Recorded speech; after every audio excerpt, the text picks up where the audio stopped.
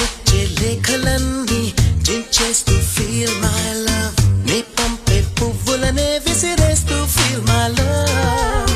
నే చెప్పే కవితలన్నీ చీకొడుతూ feel my love నా చిలిపి చేష్టలకే విసుగొస్తే ఫీల్ మై లవ్